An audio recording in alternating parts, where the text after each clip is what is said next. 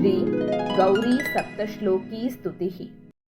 करूपान्ते कान्ते वितरणरवन्ते विदधतीं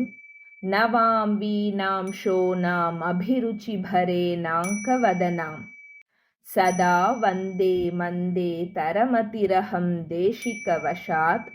कृपालम्बामम्बां कुसुमितकदम्बाङ्कनगृहाम् शशिप्रख्यं मुख्यं कृतकमलसख्यं तव मुखं सुधावासं हासं स्मितरुचिभिरासन्नकुमुदं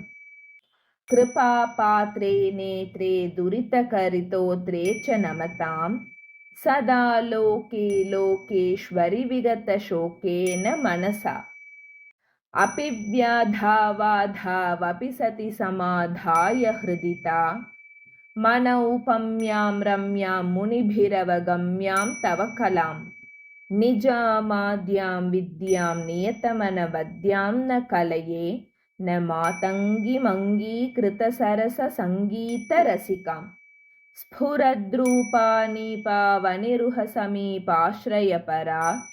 सुधाधाराधाराधररुचिरुदारा करुणया स्तुतिप्रीता गीता मुनिभिरुपनीता तव कला त्रयी सीमा सा मामवतु सुरसामाजिकमता तुलाकोटिकोटि किरणपरिपाटी दिनकरं नखच्छाया माया शशिनलिनदाया दविभवं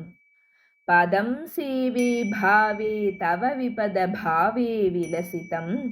जगन्मातः प्रातः कमलमुखिनाथः परतरं कनत्फालां ललितशुकलीलाम्बुजकरां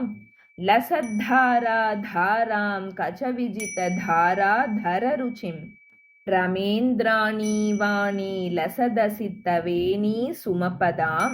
महत्सीमां श्यामामरुणगिरिवामां भजमते गजारण्ये पुण्ये श्रितजनशरण्ये भगवती जपावर्णापर्णां तरलतरकर्णान्तनयना अनाद्यन्ता शान्ता बुधजनसुसन्तानलतिका जगन्माता पूता तुहिनगिरिजाता विजयते गौर्या सप्तस्तुतिं नित्यं प्रभाते नियतः पठेत् तस्य सर्वाणि सिद्ध्यन्ति वाञ्छितानि न संशयः।